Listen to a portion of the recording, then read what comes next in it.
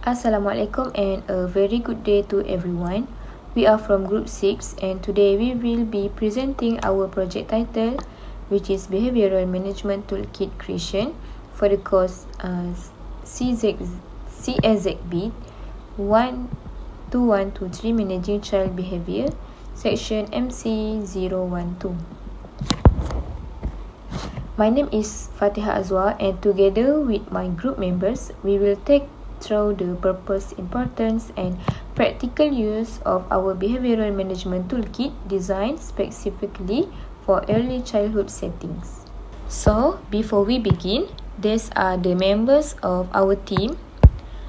Me, Nur Fatiha Azwa binti Zamri, Nur Aida binti Muhammad, Nur Raini binti Rajab, Narmata Sri anak perempuan Chandra Segaran and Nur Batrisha Sofia binti Kamarul Anis. Each member contribute to different components of the toolkit, including strategy selection, visual aids creation, and analysis of early childhood behavioral needs.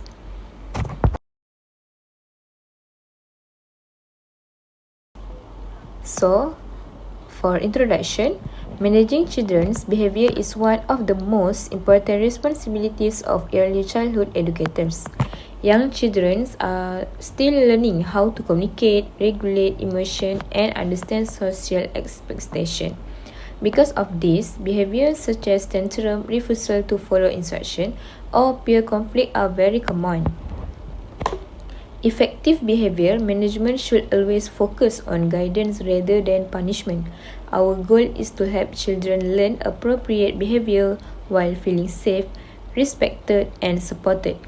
This toolkit combines professional knowledge with practical tools that educators can use daily to promote positive behavior in your child care settings. Next, the toolkit was created with several key purposes. Firstly, it aims to support educators in managing children's behavior effectively at the center. Instead of guessing what to do, educators have clear and structured guidance.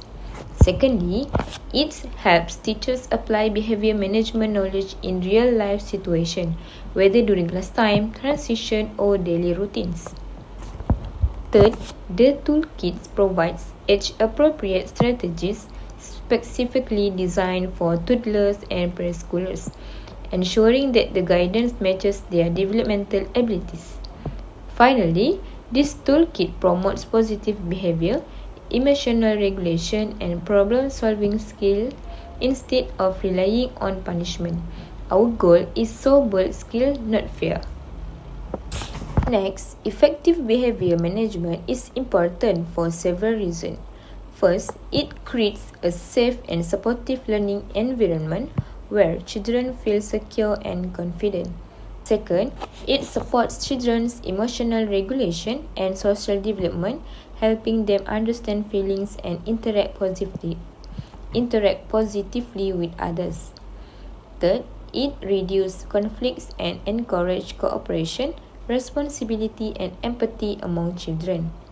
Fourth, most importantly, it helps children develop lifelong skills such as self-control, problem-solving, decision-making, and resilience. When educators guide behavior consistently and positively, children learn not just how to behave, but how to manage themselves in healthy ways. All regulation and problem-solving skill instead of relying on punishment. Our goal is to build skill, not fear. That concludes the first part of our presentation. We hope this introduction gives a clear understanding of why behavioral management is essential and how our toolkit supports educators in childcare settings. Thank you. Good morning, everyone. To kick off my section on child behavior, I want to start with a shift in perspective. When we hear the term misbehavior, we often think of it as a choice or a defiance of rules. However, in childhood education, we prefer the term challenging behavior.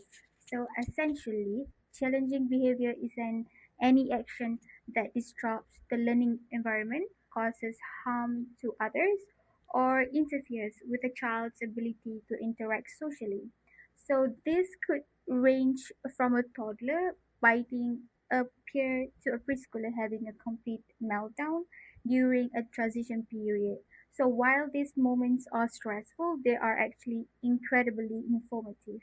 Okay, so the message of this slide and the most important takeaway of any educator is that these behavior are usually developmentally appropriate. So young children often lack the verbal skills or emotional regulation to say, I'm feeling overwhelmed or I'm frustrated because I don't understand this task.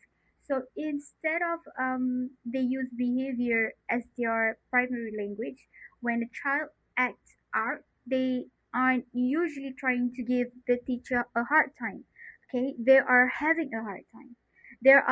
They are signaling an unmet need, whether there's a need for sensory input, hunger, fatigue, or desire for connection.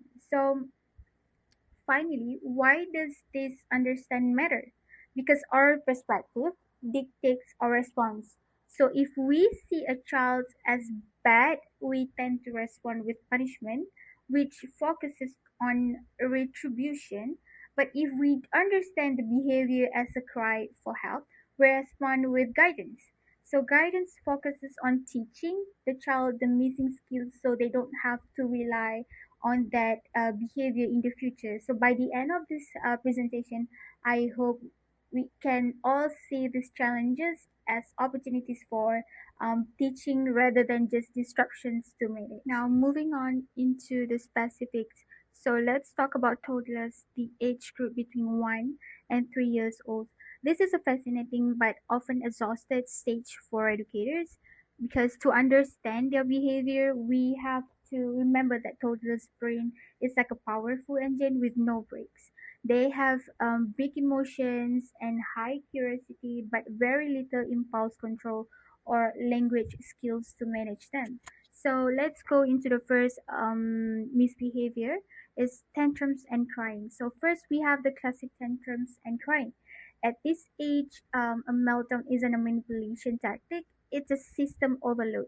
When a toddler can't get their point across or feels a loss of control, their nervous system simply takes over. It's their only way of saying, this is too much for me. Now, the second one is about physical aggression, like hitting, biting, and pushing. Next is about this misbehavior. While this can be alarming, it's really about being mean. For a 2 year old, biting might be a way to say, get out of my space, or even the result of being overexcited. So, because they lacked the words to negotiate, they use their bodies to communicate. And the third one is the third one is throwing objects. So sometimes this is a test of cause and effect. So what happens if I drop this? And other times it's an expression of pure frustration when a toy doesn't work the way they want to. And the fourth one is we have refusing instructions and difficulty sharing. So we often call this the terrible twos, but developmental psychologists call it the first adolescents. They are discovering their own identity, so saying no is them practicing independence. As for sharing, toddlers are naturally egocentric, so they aren't be selfish. They literally haven't dropped developed the cognitive ability to understand things from another person's perspective yet. So when we see these behaviors, we couldn't see um a bad child. So we should see child who is missing a tool in their toolbox.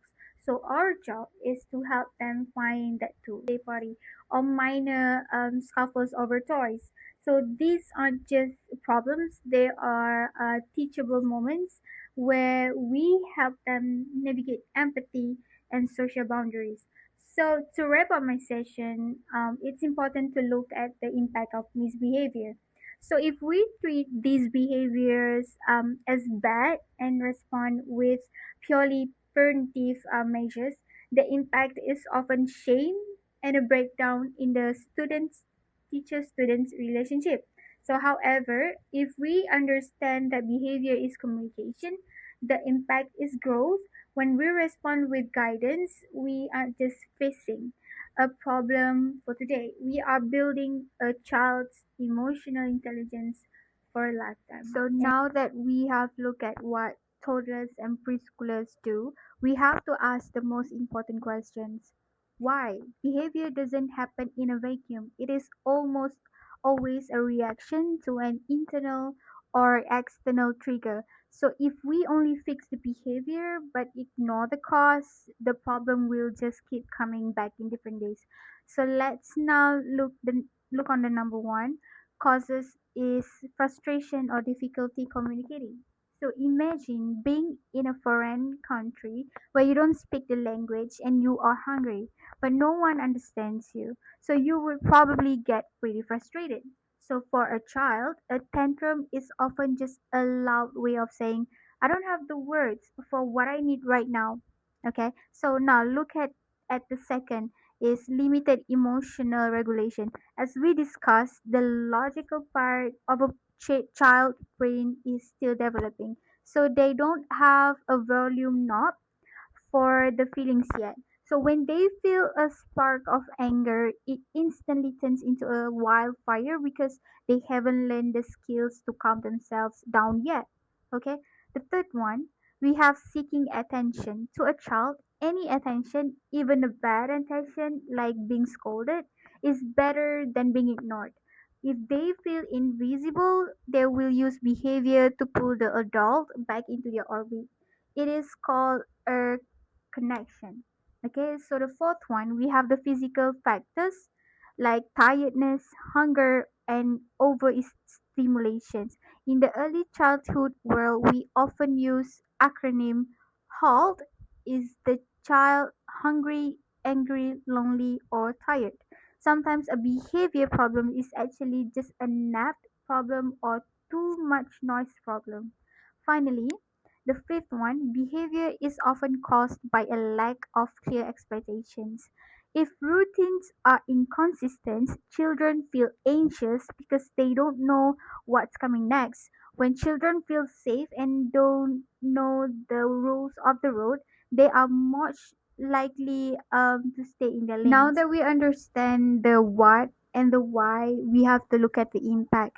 Why is it so critical for us as educators to manage behavior effectively? It's because challenging behavior doesn't just stay with one child. It has a ripple effect that touches every corner of the classroom. So first, there is the immediate impact on learning. When a major behavioral incident occurs, the flow of the lesson stops. Not only does the child in distress lose out on learning time, but the entire group's focus is broken. In early childhood, where attention spans are already short, these frequent disruptions can make it very difficult to meet educational goals. Now, the second one, it affects peer relationships. Children learn through social play. If a child is consistently aggressive or unpredictable, their peers may begin to avoid them out of fear or frustration. This leads to the child being socially isolated, which unfortunately often triggers more misbehavior because they feel lonely and rejected. It becomes a difficult cycle to break. Now, thirdly, and perhaps most heartbreaking is the impact on a child's confidence. If a child is consistently being corrected or moved away from the group, they start to internalize as a bad kid. Okay, so it's a bad kid identity. So they stop seeing themselves as a learner and start seeing themselves as a problem.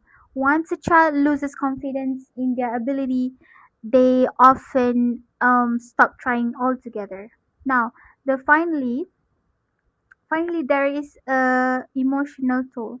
Constant challenging behavior increases cortisol, the stress hormone in both the teacher and the students. So a high stress level of environment is the opposite of a learning environment. So when teachers are stressed, they are less patient.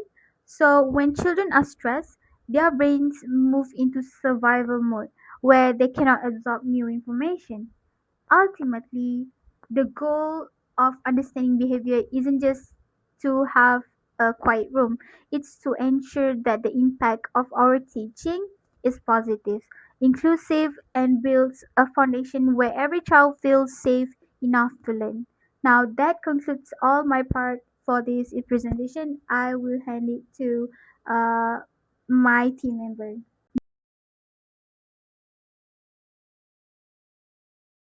Hi everyone, my name is Narmata Sri Dr. Chandrasekharan. I am from Group 6. Now I am going to explain about the strategy of addressing challenging behavior. Challenging behavior should be managed towards the guidance, support and skill building, not punishment. Instead of focusing what children did wrong, we teach them the correct behavior. Okay, now we see effective strategy focus on teaching appropriate behavior, supporting emotional regulations, encourage them in responsibility and independence. This helps children learn positive behavior in a supportive way. Now I'm going to explain strategy 1, positive guidance techniques. Positive guidance helps children to understand what to do instead of only tell them what no need to do. Okay, first we use a clear and simple rules so children can understand. Okay, next is we give positive response. For example, we praise them with the good behavior so children will repeat it. Next is redirection. We guide children to better behavior instead of scolding them. We also use modeling. Teachers show calm and respectful behavior so children can copy. Lastly, we use fair and relative consequences to help children take responsibility for their action. Let's see strategy 2 is a counseling techniques. Counseling techniques have helped support children emotionally. First, we practice active listening. We give full of attentions and listen carefully. Next, we acknowledge their feelings. For example, we say, I know you feel upset. We must use a calm tone and body language to avoid making the situation worse. We encourage children to express their feelings using words instead of actions. Finally, we give ownership and guide them toward better behavior. Now we're going to see strategy 3 is problem solving approach. Problem solving teach children how to handle the conflicts. Step 1 is identify the problem. Ask children what happened. Step 2 is express feelings. Let them explain how they feel. Step 3 is taking of solution. Ask children for ideas to solve the problem. Step 4 is choose a fair solution together. Finally, reflect. Brief discussions about whatever the solution works. This helps children become independent problem solvers. Next is the age-specific strategy for the toddlers 1 to 3 years old. Okay, strategy must match the children's age. For the toddlers, we use a redirection immediately because they have short attentions. Okay, we provide simple choice like blocks or book to reduce the tantrums. We use visual cues or consistent routine to help them feel secure. And lastly, we also keep instructions short and clear like sit down or walking feet. Continue to the age-specific strategy for the preschoolers 3 to 5 years old.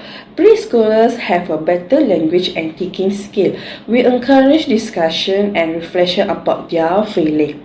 We use role play to practice sharing and solving problems.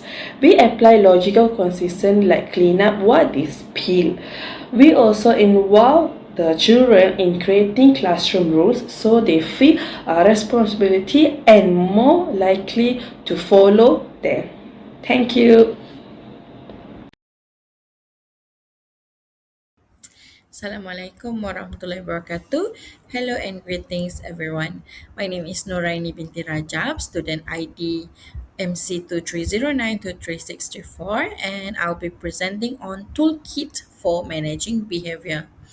Before we dive in, have you ever wondered what managing behavior really means in a classroom, or even what exactly is a toolkit?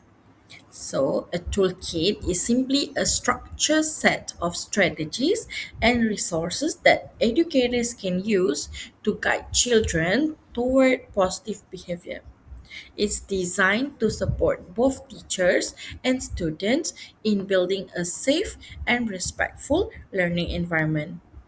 So, a behavior management toolkit is essentially a structured collection of strategies, visual aids, activities, and practical techniques that help to guide children toward this positive behavior. Rather than focusing on punishment, this toolkit emphasizes teaching self regulation, social skills, and emotional understanding. By using clear expectation, supportive strategies, and engaging activities, educators can prevent or address and support challenging behaviors. So, the ultimate goal is to help children develop the skills they need to manage themselves effectively and to create a classroom culture that is safe, respectful, and positive. Now, let's look at the first toolkit, reward charts. What is a reward chart? It is a visual tool where children earn stickers, stars, or smileys for their positive behavior. It's simple but very effective. First, it helps us to track good behavior and achievements where the children can see their progress clearly. Second, it motivates children with recognition, where the chart itself becomes a source of pride and encouragement. And third, it reinforces positive actions instead of focusing on punishments. By acknowledging and celebrating what the children do well, we will guide them toward repeating those behaviors. Next, let's look at emotions cards. Emotions cards are simple visual tools. They show face or words that represent different feelings, such as happy, sad, or frustrated. First, they help children identify and show emotions. Many children struggle to name what they are feeling, and this card gives them a clear way to express it. Second, this card encourage empathy and self-awareness.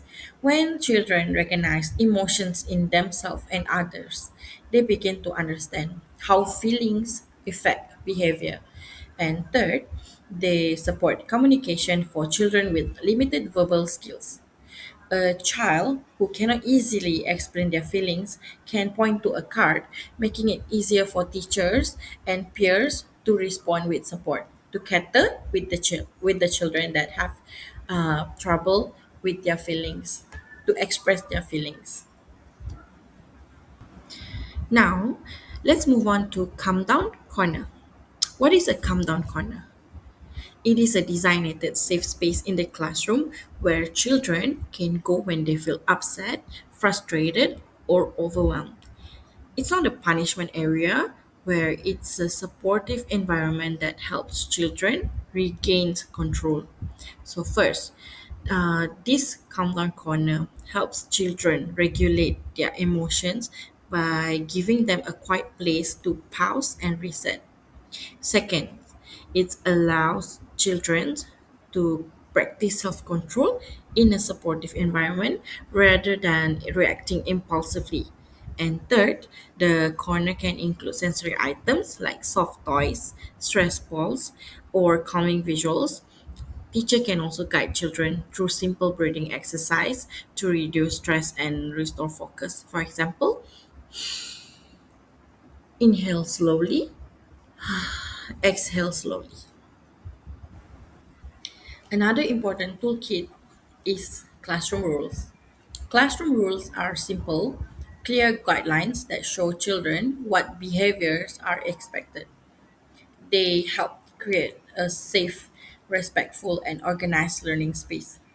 First, they help children understand what is expected and what behaviors are allowed.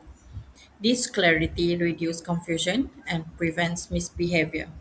Second, they promote consistency and fairness in the classroom. When rules apply to everyone equally, children feel the environment is just and predictable. And third, effective rules are short and positive. They focus on what to do, not what not to do.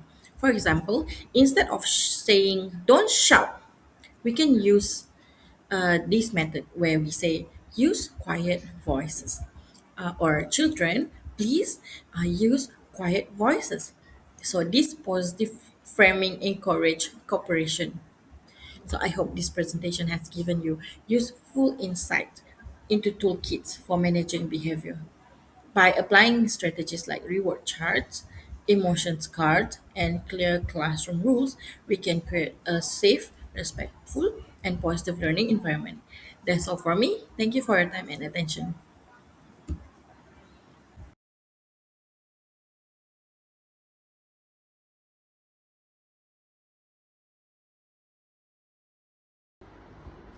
Assalamualaikum. Hi, my name is Noorida binti Muhammad and my student ID is MC012 Today, I will be presenting about activities and exercises to manage behavior effectively. I will also explain when and how to use each tool, provide a step-by-step instruction, discuss integration into daily routines, highlight the benefits, and conclude with a brief summary. But first, I will first present about activities and exercises to manage behavior effectively. So in these slides, these are a list of activities and exercises that help children learn social skills, emotional regulation, and cooperation in a safe and engaging way. Okay, so first, role play for conflict resolution. This involves acting out real-life situations like sharing toys or resolving disagreements. Children get to practice sharing, empathy, and problem-solving while we guide them on the positive behaviors. And next is cooperative games. These are activities that encourage teamwork, taking turns, and fairness. Through games, children learn to cooperate and respect rules, which strengthens social interaction and group participation.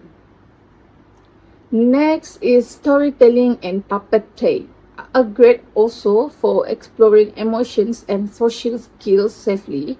So by using characters, children can discuss about their feelings, make decisions, and understand perspective without real-world pressure. And finally, mindfulness and sensory activities. These help children calm their emotions, improve focus, and develop patience. Simple breathing exercise, textured materials, or quiet sensory play allow children to self-regulate and feel more in control of their behavior. Together, these activities form an effective toolkit that can be integrated into daily routine to support positive behavior and emotional growth. Now, the next slide is let's look at when and how to use each behavioral management tool. Okay, it is very important to use the right tool at the right moment. If you apply it at the wrong time, it might not help the children or could even cause frustration. Timing and context really matters. So we also need to adjust the tool based on the child's age and needs. For example, younger children might enjoy storytelling or puppet play, while older children might respond better to cooperative games or role play. So we should apply the tools in the right situation. For instance, a calm corner works well when a child is upset and needs to regulate their emotions. A reward chart can reinforce positive behaviors like sharing, or following instructions. Finally, always observe the child's behavior. This helps us decide which tool is most effective at the moment. So the support we give is meaningful and helps them learn. So by using tools at the right time, we can guide children to develop positive behaviors, social skills, and emotional control.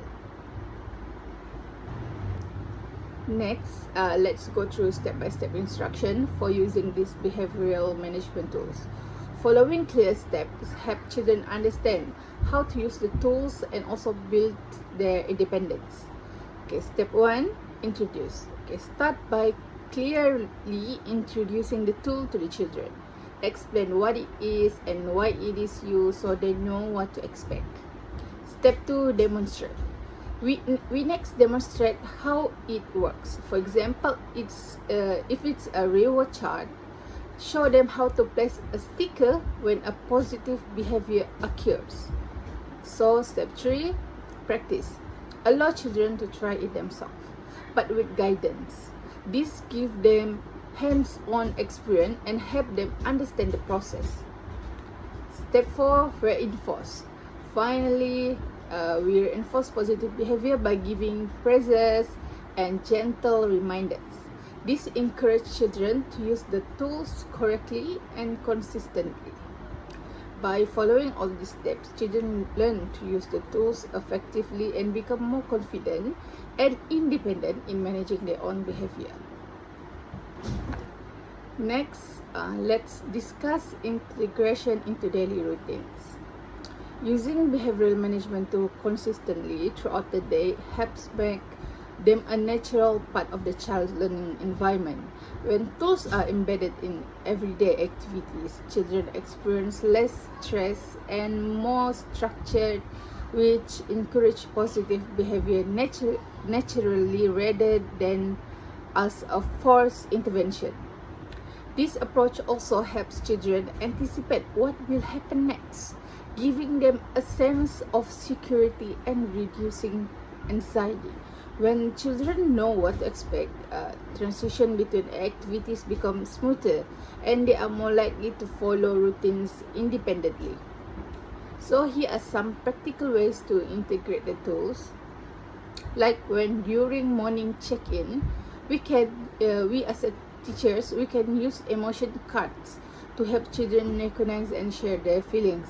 This encourages emotional awareness and empathy among their peers. And at snack time, a reward chart can reinforce positive behaviors such as taking turns, cleaning up, or sharing foods. This makes learning about cooperation tangible and fun. When a child is upset or overwhelmed, having access to a calm space allows them to regulate their emotion safely, practicing patience and self-control. For daily expectations, consistently referring to classroom rules help children internalize routines and understand boundaries clearly. By integrating these tools into these everyday moments, children learn to apply skills naturally, making emotional regulation, cooperation, and positive behaviors part of their daily life rather than something separate. Over time, this approach fosters independence, their confidence, and social emotional growth.